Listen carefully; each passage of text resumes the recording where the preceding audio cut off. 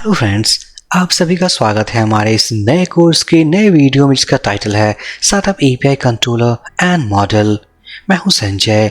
इस video session में guys हम एपीआई कंट्रोलर और एपीआई मॉडल को क्रिएट करने वाले हैं।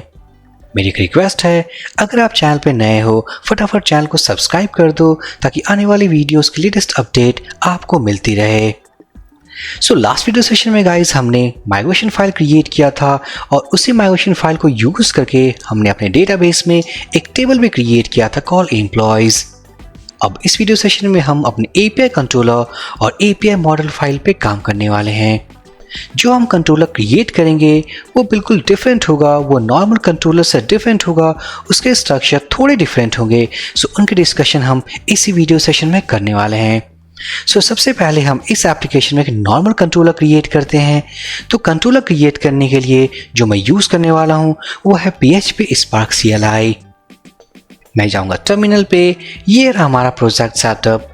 सबसे पहले अगर मैं टाइप करूँ PHP Spark, एंटर प्रेस करूँ, हमारे पास कोडइग्नाइटर 4 के Spark CLI कमांड्स अवेलेबल हैं। अगर मैं जाऊँ एडिटर में, मैं जाऊँगा ऐप कंट्रोलर्स। हमारे पास डिफ़ॉल्ट कंट्रोलर्स अवेलेबल हैं home.php और ये जो बेस कंट्रोलर.php है ये एक डिफ़ॉल्ट कंट्रोलर है। इट मीन्स ये एक पेरेंट कंट्रोलर है जो कि कोडइग्नाइटर 4 बाय डिफ़ॉल्ट हमें प्रोवाइड करती है। अगर हमें अपने एप्लीकेशन में अगर कंट्रोलर क्रिएट करना हो तो या तो हम फाइल को कॉपी करके उसके स्ट्रक्चर को चेंज कर सकते हैं या सबसे बेस्ट ऑप्शन है PHP Spark CLI को यूज करके हम डायरेक्टली कंट्रोलर क्रिएट कर सकते हैं। यहाँ पर कंट्रोलर क्रिएट करने के लिए मैं यूज करने वाला हूँ PHP Spark CLI। मैं जाऊँगा टर्मिनल पे और अगर मैं जाऊँ स्पार्क कमांड लिस्ट में, हम जाएंगे जनरेटर सेक्शन में। यहाँ पर देख सकते हैं हमारे पास एक कमांड है कॉल्ड मेक कंट्रोलर। अगर मैं इसके डिस्क्रिप्शन को देखूं, it generates a new controller file. हम इस कमांड को यूज करने वाले हैं। मैं क्लियर करूंगा।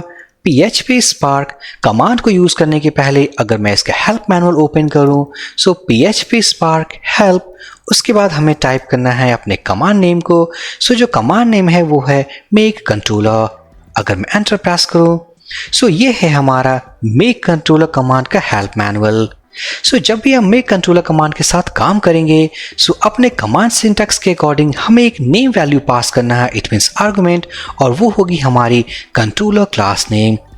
इसके अलावा हमारे पास काफ़ी सारे ऑप्शनल पैरामीटर्स हैं और इसी ऑप्शनल पैरामीटर्स में जो दो फ्लैग्स हमें जो देखने हैं वो है रेस्टफुल और सफिक्स फ्लैग।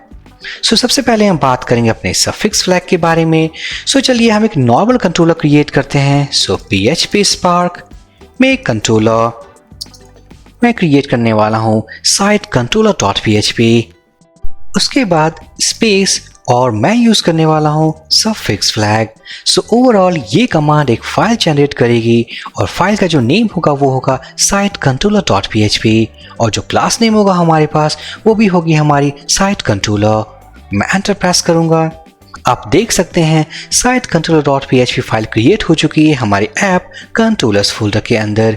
मैं जाऊंगा एडिटर में, ऐप कंट्रोलर्स, और ये रही हमारी साइट controller.php। ये एक नॉर्मल कंट्रोलर है और इसी नॉर्मल कंट्रोलर में हम देख सकते हैं एक्सटेंस बेस कंट्रोलर। जैसा कि हमने डिस्कस किया, ये जो बेस कंट्रोलर है ये पेरेंट कंट्रोलर है globally of CodeIgniter for application. But इस कोर्स में हम API डेवलपमेंट प्रोसेस को डिस्कस करने वाले हैं।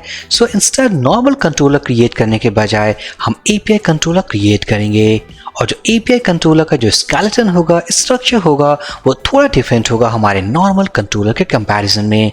मैं जाऊंगा टर्मिनल पे। सबसे पहले मैं कंसोल को क्लियर करूंगा।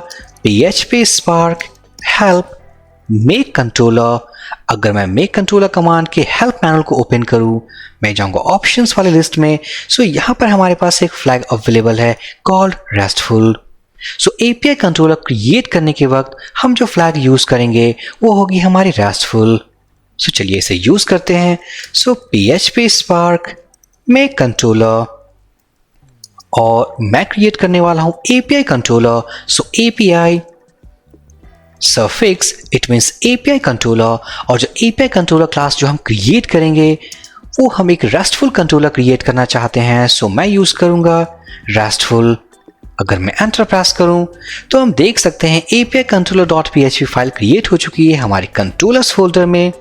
मैं जाऊंगा एडिटर में, ऐप, कंट्रोलर्स, और ये रही हमारी API कंट्रोलर। मैं इसे ओपन करूंगा। सो यहाँ पर देख सकते हो बेस कंट्रोलर के बजाय हमारे पास जो कंट्रोलर अवेलेबल है एज ए पेरेंट कंट्रोलर वो है resource controller.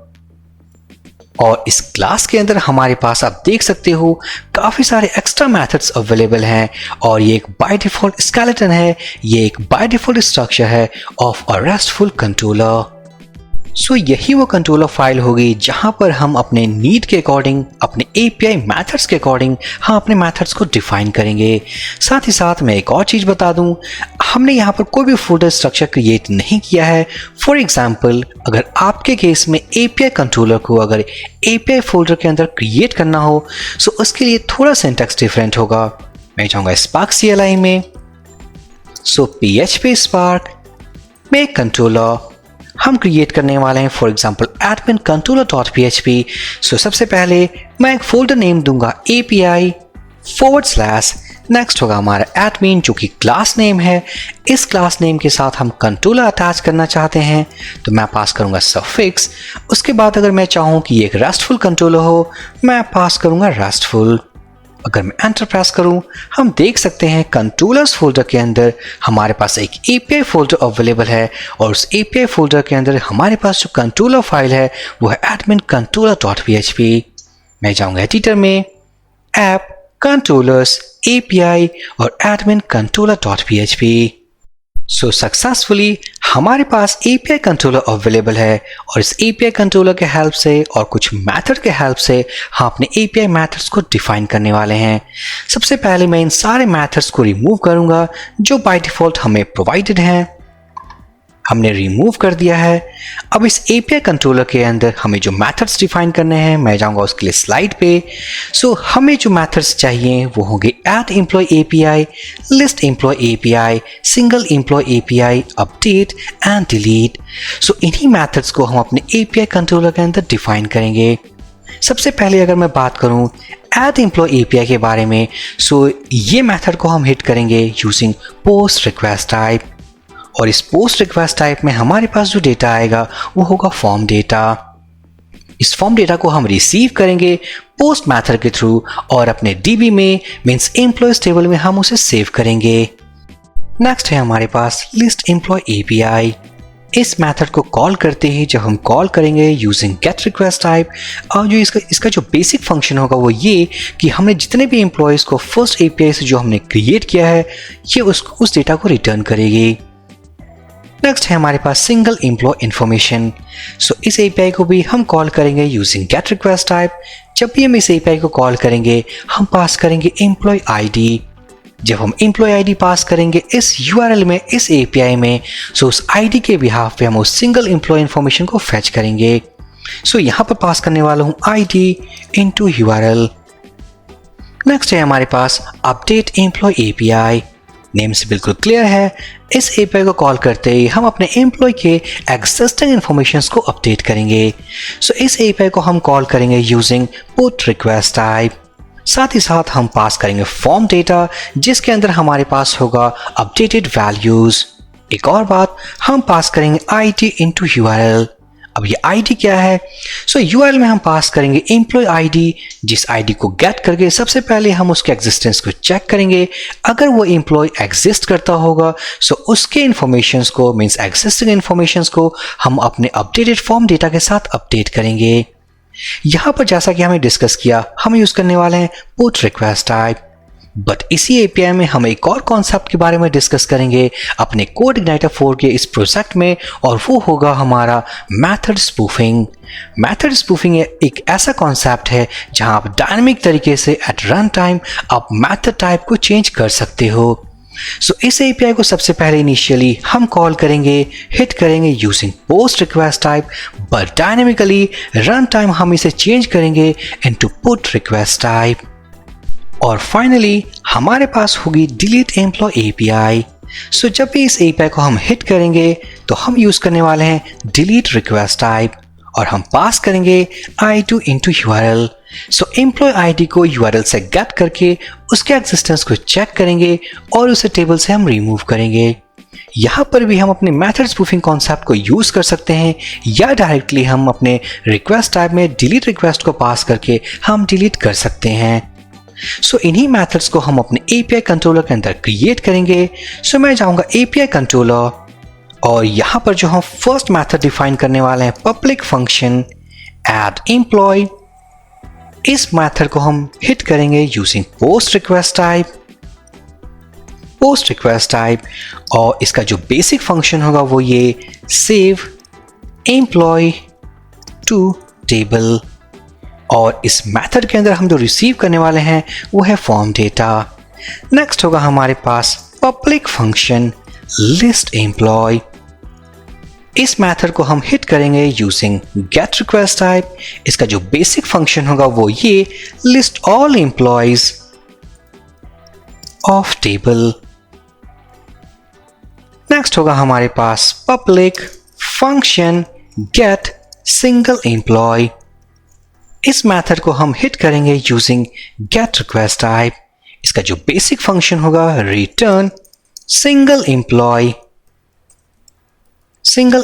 Employ information data, और इस मेथड को कॉल करते वक्त हम पास करेंगे ID into URL. It means इस मेथड को हम देने वाले हैं एम्प्लॉय आईडी, ताकि उसी एम्प्लॉय आईडी के बेसिस पे हम उस सिंगल एम्प्लॉय इंफॉर्मेशन को रिटर्न कर सकें। नेक्स्ट होगा हमारे पास पब्लिक फंक्शन अपडेट एम्प्लॉय, जिसको हम हिट करने वाले हैं यूजिंग पोस्ट रिक्वेस्ट टाइप, और इसका जो बेसिक फंक्शन होगा वो ये update existing data of an employee, और इस मेथड के अंदर हम पास करने वाले हैं फॉर्म डेटा, साथ ही साथ इस मेथड में हम पास करेंगे एम्प्लॉय आईडी। यहां पर इसे कॉल करते वक्त इसके एपीआई यूआरएल में हमारे पास एम्प्लॉय आईडी आएगी, जिसको गेट करके सबसे पहले हम एम्प्लॉय के एग्जिस्टेंस को चेक करेंगे और उसके एग्जिस्टिंग इंफॉर्मेशंस को अपडेट करेंगे। एंड फाइनली यहां पर from post to put request type, क्योंकि यहां पर हमारे पास इन्वॉल्व होएगा वो होगा मेथड स्पूफिंग कॉन्सेप्ट। और फाइनली हम डिफाइन करने वाले हैं पब्लिक फंक्शन डिलीट एम्प्लॉय, इस मेथड को हम हिट करेंगे यूजिंग डिलीट रिक्वेस्ट टाइप। अगर हम चाहें तो यहां पर भी हम यूज कर सकते हैं अपने मेथड स्पूफिंग कॉन्सेप्ट को। इनिशियली हम रिक्वेस्ट को इनिशिएट करेंगे post request type, but dynamically method spoofing के कॉन्सेप्ट को यूज करके हम इसे कन्वर्ट कर सकते हैं from post to delete request type. इसका जो बेसिक फंक्शन है वो ये टू डिलीट एन एम्प्लॉय। यहां पर सक्सेसफुली आप देख सकते हो हमने सारे मेथड्स को डिफाइन कर लिया अपने एपीआई डेवलपमेंट के नीड के अकॉर्डिंग। नेक्स्ट अब हम सेट करने वाले हैं अपने एपीआई मॉडल को। जैसा कि हमारे पास एम्प्लॉयज टेबल अवेलेबल है, हमारे पास कंट्रोलर अवेलेबल है, हम एक मॉडल को क्रिएट करेंगे। उस मॉडल को आने वाले वीडियोस में हम इस कंट्रोलर के अंदर लोड करेंगे, उसके ऑब्जेक्ट को क्रिएट करेंगे और उस ऑब्जेक्ट के हेल्प से हम अपने सारे करंट मेथड्स को कॉल कर सकते हैं। चलिए हम फटाफट हम मॉडल को सेटअप करते हैं। मैं जाऊंगा टर्मिनल पे और हम यूज करने वाले हैं PHP Spark। अगर मैं कमांड लिस्ट ओपन करूं जनरेटर्स, यहां पर हमारे पास एक कमांड है कॉल्ड मेक मॉडल। जब हम इस कमांड को यूज करेंगे तो इसका मतलब हम एक मॉडल क्लास को क्रिएट करने वाले हैं। PHP Spark help make model. अगर मैं मेक मॉडल कमांड के हेल्प मैनुअल को ओपन करूं तो हम देख सकते हैं मेक मॉडल कमांड को यूज करते वक्त हमें जो पास करना है नेम वो एक आर्गुमेंट है और ये है मॉडल क्लास नेम।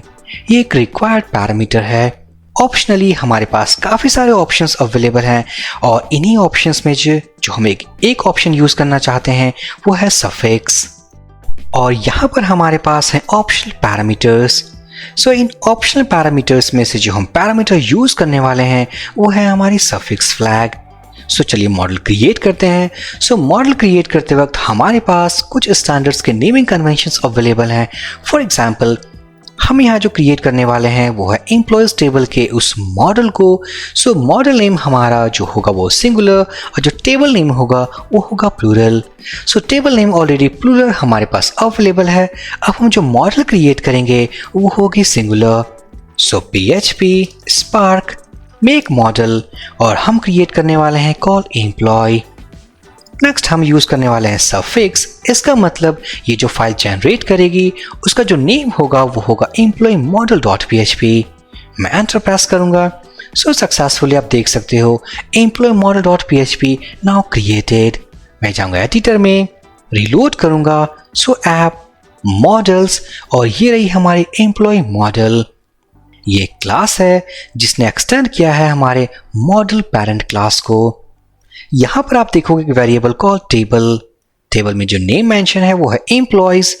सो ये जो मॉडल है वो वर्क करेगी हमारे एम्प्लॉयज टेबल के साथ। इन केस अगर आपके केस में अगर टेबल नेम समथिंग डिफरेंट है कॉल, अगर मैं बात करूं table_employees, सो आपको उस टेबल के नेम को आपको इस वेरिएबल के अंदर असाइन करना होगा। नेक्स्ट है हमारे पास कॉलम प्राइमरी की।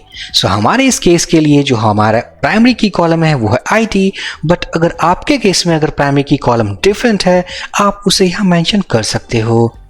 नेक्स्ट है हमारे पास allowed fields। सो ये एक एम्प्टी एरे है। इस एरे के अंदर हम सारे वैल्यूज को पास करेंगे जिन वैल्यूज को हम अपने वैल्यूज के थ्रू असाइन करने वाले हैं। इस केस की बात करूं सो यहाँ पर एम्प्लॉयज को अगर क्रिएट करना चाहूँ तो हमें जो वैल्यू की रिक्वायरमेंट है वो है name, email and profile image. क्योंकि जो IT कॉलम है वो एक ऑटो इंक्रीमेंटेड की है, सो यहाँ पर हमें 3 वैल्यूज की रिक्वायरमेंट है टू क्रिएट एन एम्प्लॉय। वो है name, email and profile image. So इन तीनों कॉलम्स को, इन तीनों फील्ड्स को हम अपने इस अलॉट फील्ड्स के अंदर मेंशन करने वाले हैं। So name, email and profile image. So successfully हमने मॉडल सेटअप कर लिया है। अब इस मॉडल को हम अपने इस कंट्रोलर में लोड करने वाले हैं। सो यूज ऐप मॉडल्स और जो हमारा जो मॉडल अवेलेबल है कॉल एम्प्लॉय मॉडल।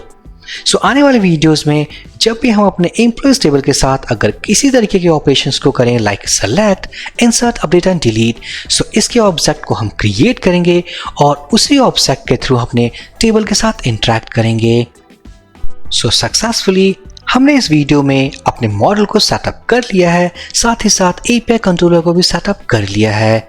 सो अगर कंट्रोलर की बात करूं हमारे पास वो सारे मेथड्स अवेलेबल हैं जिन मेथड्स के थ्रू और जिन मेथड्स को यूज करके हम अपने API डेवलपमेंट प्रोसेस को स्टार्ट कर सकते हैं। और आई थिंक हमारे पास एक मिस्टेक है अपने इस API कंट्रोलर के मेथड्स डेफिनेशन में। जैसा कि हमने डिस्कस किया है कि हमें डिलीट एम्प्लॉय में एक ID पास करनी है URL में। सो इस मेथड में हमें एम्प्लॉय ID को भी पास करना होगा। सो सक्सेसफुली ये है हमारी API कंट्रोलर और ये है हमारा API model. So for this video session guys, thank you for watching and have a great day.